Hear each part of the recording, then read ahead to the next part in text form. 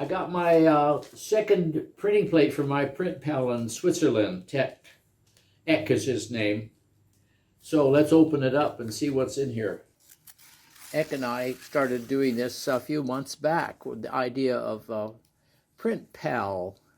So he sends me a plate made on a Tetra Pak, a milk carton, piece of milk carton, and he laser engraves it, and then he sends it to me, and I print it and send him back the print. I'll read the letter. June 18th, 2020. Hello, Bill.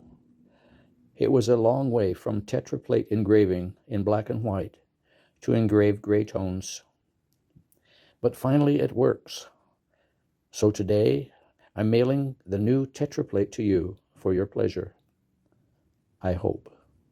The original photo is a screenshot from your Tetra video.